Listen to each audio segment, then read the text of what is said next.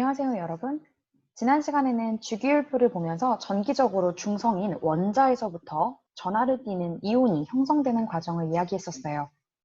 원자핵 주변을 돌고 있는 전자가 전자껍질이라는 궤도를 따라 돌고 있다는 점, 그리고 가장 안쪽의 전자껍질에는 2개의 전자가, 그리고 그 바깥쪽의 전자껍질들에는 8개의 전자가 최대로 위치할 수 있다는 점을 기억하면서 원소 번호를 따라 전자를 채워놓고 안정적인 상태로 만들면 됐었죠?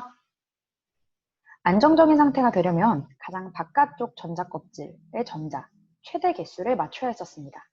즉, 가장 안쪽의 전자껍질부터 순서대로 2개, 8개, 8개를 맞추고자 전자를 얻기도, 잃기도 해서 전하를 띠는 이온이 됐었습니다.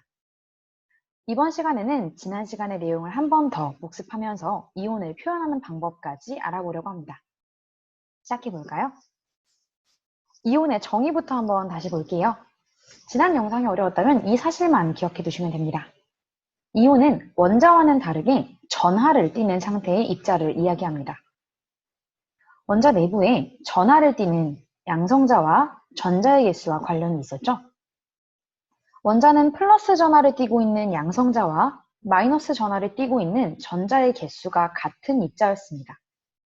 하지만 이들의 개수가 달라지게 된다면 플러스 혹은 마이너스의 전하 정도가 더 커지겠죠. 이처럼 원자가 전자를 잃거나 얻어서 양성자와 전자의 개수가 달라지게 되면 이온이 되게 됩니다. 이때 양성자의 개수에는 변화가 없습니다. 원자가 전자를 잃으면 원자였던 상태보다 마이너스 전하량이 감소해서 전체 입자는 상대적으로 플러스 전하를 띠게 되죠. 이런 입자 상태를 양이온이라고 부릅니다. 반대로 원자가 전자를 얻게 되면 원자였던 상태보다 마이너스 전하량이 증가하게 되고 이 전체 입자는 상대적으로 마이너스 전하를 띠게 되죠. 이러한 입자 상태를 음이온이라고 부릅니다.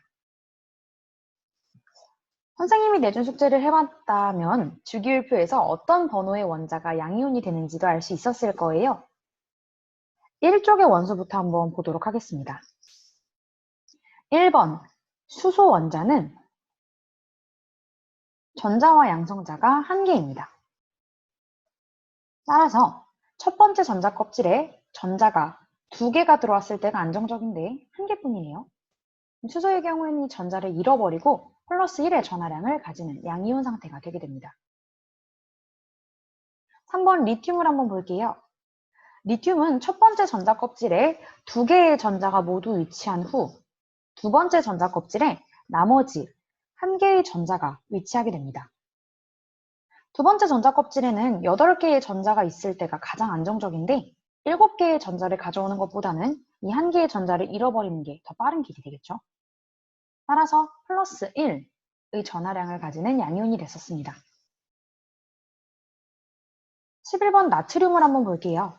나트륨은 첫 번째 전자 껍질에 2개, 그리고 두 번째 전자 껍질에 8개의 전자가 위치하게 됩니다. 그리고 세 번째 전자 껍질에 하나의 전자가 위치하게 되겠죠. 역시 8개가 있을 때 안정적이라고 이야기했었으니까 하나를 잃어버리는 게 가장 빠른 길이 되겠네요.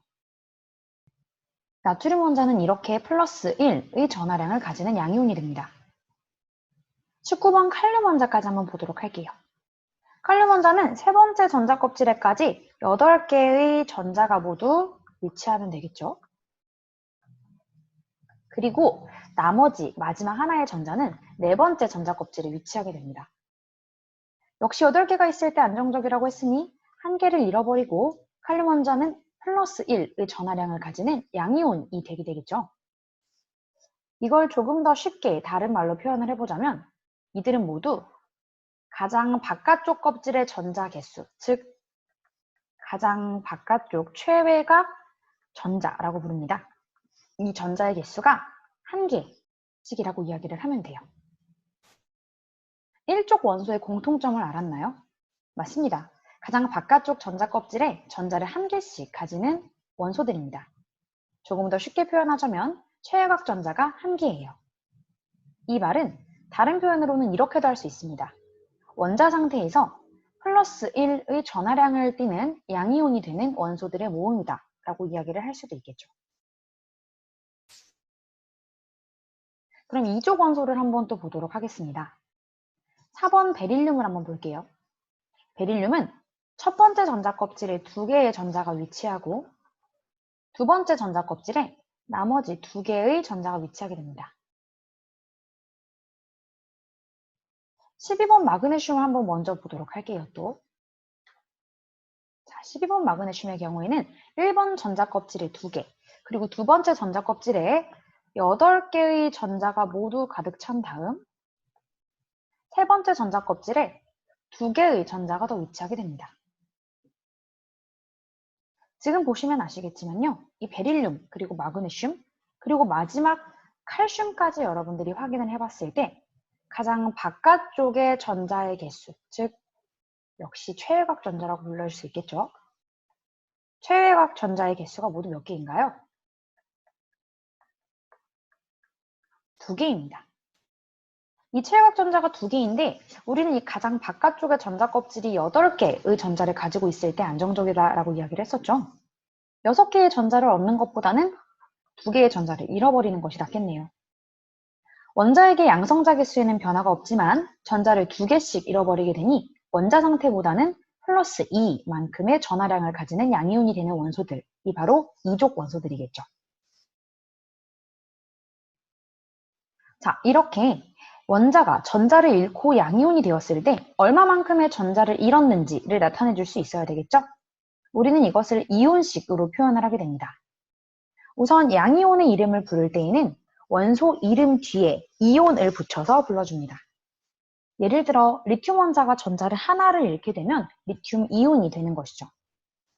이러한 이온의 이온식을 나타낼 때 플러스 전하를 띠는 양이온이라는 것을 나타내기 위해서 플러스를 원소기호 오른쪽 위에 작성합니다.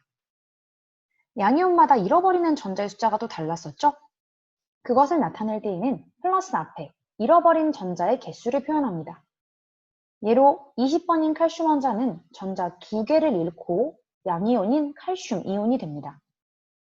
칼슘 이온의 이온식을 나타낼 때에는 2개를 잃어버려서 양전하를 띠고 있다라는 뜻으로 2 플러스를 원소기호 오른쪽 위에 표기합니다.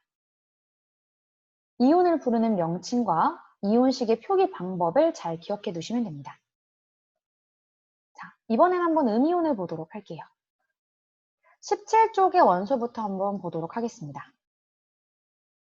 9번 플로린을 한번 보도록 하겠습니다. 첫 번째 전자 껍질에는 2개의 전자가 위치하면 꽉 차겠죠? 다음 두 번째 전자 껍질입니다. 두 번째 전자 껍질에 총 7개의 전자가 위치하게 되겠죠. 8개의 전자가 있어야 안정적이라고 이야기를 했었으니까 외부에서 전자 하나를 더 가져오는 것이 더 낫겠네요. 원자에게 양성자는 그대로인데 전자를 하나 더 얻었으니 더 이상 전기적으로 중성인 원자가 아니라 마이너스 1만큼의 음전하를 띠게 되겠죠? 즉 음이온 상태가 되게 됩니다. 17번 염소 원자도 한번 보도록 할게요. 이 염소 원자는 두 번째 전자 껍질에까지 꽉 전자가 찬 이후에 세 번째 전자 껍질에 나머지 7개의 전자가 위치하게 되겠죠? 역시 8개가 있어야 안정적이다라고 이야기를 했으니까 외부에서 하나의 전자를 더 얻어오는 것이 더 안정적이겠네요. 이 17쪽 원소의 경우에는 이렇게 최외곽 전자가 총 7개인 원소들의 모음입니다. 전자를 하나씩 더 얻어서 마이너스 1의 전하량을 가지는 음이온이 되는 원소들의 모음이라고 해도 같은 말이 되겠죠? 이번에는 16쪽 원소를 한번 볼 텐데요. 여러분이 한번 직접 해보도록 할게요. 16쪽 원소들은 최외곽 전자가 몇 개일까요? 잠시 영상을 멈추고 안쪽에서부터 전자 껍질에 전자 2개, 8개, 8개를 채워보면서 가장 바깥쪽 전자 껍질에 위치하는 전자의 개수를 한번 세어보도록 하세요. 해보셨나요? 답은 6개였을 거예요. 즉, 이 원소들은 원자가 전자를 2개씩 더 얻어서 마이너스 2만큼의 음전하를 띠게 되는 음이온이 되는 것들의 모음이 생깁니다. 음이온 역시 원자와는 다른 상태이니 이름을 불러줘야 되겠죠? 양이온과는 다른 규칙을 가집니다. 원소 이름 뒤에 무엇 화를 붙여 화이온이라고 부를 겁니다. 이때 원소 이름이 소로 끝나는 경우에는 소를 생략하고 무슨 화이온을 붙이면 됩니다. 9번 플로린의 원자의 경우에는 전자를 한 개 얻어서 음이온이 되었어요. 이랬을 때 플로린 화이온이라고 부릅니다. 그리고 전자를 하나 얻어서 음전하를 띠게 됐다는 이 전하의 종류를 표시하기 위해 원소 기호의 오른쪽 위에 마이너스 표시를 하게 됩니다. 8번 산소 원자의 경우에는 전자를 2개 얻어서 음이온이 됐었어요. 이때 소를 생략하고 산화이온이라고 부릅니다. 역시 이온식을 나타내줄 때 마이너스 전하를 띠는 음이온이라는 것을 나타내기 위해 마이너스를 작성한 뒤 음이온마다 얻는 전자의 수를 그 앞에 표시를 해줬었죠. 산소 원자는 전자 2개를 얻고 음이온인 산화이온이 되기 때문에 이온식을 나타낼 때 2개를 얻어 음전하를 띠고 있다라는 뜻으로 E-를 원소기호 오른쪽 위에 표기합니다. 별거 없죠? 위치와 순서를 잘 기억해 두시면 됩니다. 분자식을 표기했던 것과 헷갈리지 않도록 잘 기억해 두시면 되겠습니다. 이 여러 이온을 부르는 이름과 이온식을 여러분이 알고 계셔야 되는데요. 이온 중에는 한 개의 원자로 이루어진 것도 있지만 여러 원자가 모여서 이루어진 다원자 이온이라는 것도 있어요. 우선 처음에 봤던 이온들 몇 가지를 연습하면서 보도록 할게요. 나트륨 이온입니다. 나트륨 이온은 나트륨이라는 원자에서부터 양이온이 된 것을 이야기하겠죠. 나트륨의 원소 기호는 Na 였습니다. 그리고 이 나트륨의 경우에는 전자를 하나 잃어버리는 이온이었죠. 나트륨 플러스로 작성해 주시면 됩니다. 칼륨 이온입니다. 칼륨의 원소 기호는 K, 그리고 전자를 하나 잃어버리는 원자였죠. K 플러스로 쓰시면 되겠네요. 철 이온은 이제부터 여러분이 기억을 좀 해두셔야 되는데요. 원소의 주기율 표현은 없었을 거예요. 철의 원소 기호는 일단 Fe2이고요. 일반적으로는 전자를 2개 잃어버리는 이온입니다. 어떻게 표시하면 될까요?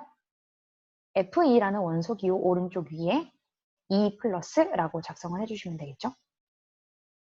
구리 이온도 동일합니다. 구리의 원소 기호는 Cu, 그리고 전자를 2개 잃어버리는 원자였기 때문에 Cu 위에 E 플러스를 작성해 주시면 됩니다. 칼슘의 원소 기호는 Ca죠. 칼슘 이온입니다. 칼슘의 원소 기호는 Ca죠. 역시 전자를 2개 잃어버리는 이온이었어요.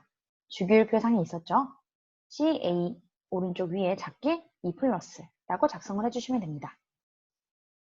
이 암모늄 이온은 다원자 이온입니다. 양이온 중에 있는 다원자 이온은 이 친구가 처음이네요.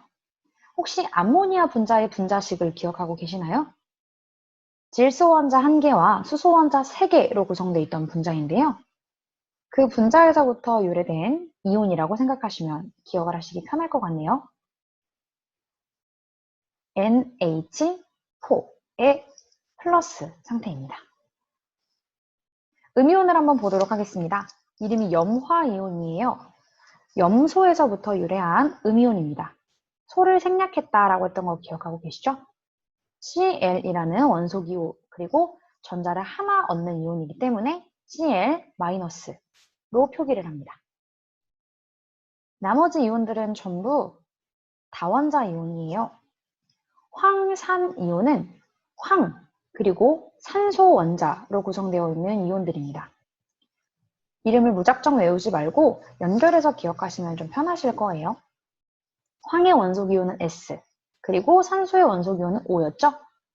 SO4 2-라는 이온식을 가집니다.